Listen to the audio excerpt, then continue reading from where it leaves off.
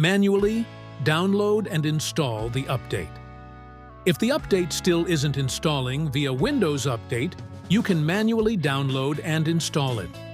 Go to the Microsoft Update catalog. Search for KB5053602. Download the appropriate version for your system, either x64 or ARM.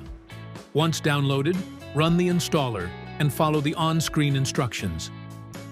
Check for disk space. Make sure you have enough free space on your system drive, usually C:, for the update to install. If you're running low on space, try clearing up some room by uninstalling unnecessary programs or cleaning up temporary files. Press Windows +I to open Settings.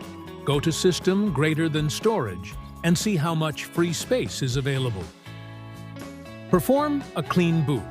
A third-party application or service may be preventing the update from installing. You can perform a clean boot to identify the cause. Press Windows +R, type msconfig, and press Enter. In the System Configuration window, go to the Services tab. Check the box for Hide All Microsoft Services, then click Disable All. Go to the Startup tab and click Open Task Manager. Disable all startup items in Task Manager. Restart your PC and try the update again. Check for pending updates. Sometimes, other updates must be installed first. You can check for pending updates in Settings. Press Windows +I to open Settings. Go to Windows Update and click Check for Updates. Install any pending updates and restart your system before trying again. Reset Windows Update components. If none of the above solutions work, you can reset the entire Windows Update components by using the Windows Update Reset script or manually reset the update components.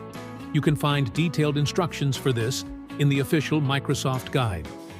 After completing these steps, the KB5053602 update should install successfully. If the issue persists, there might be a deeper underlying problem that requires professional support, or you could consider contacting Microsoft Support for further assistance.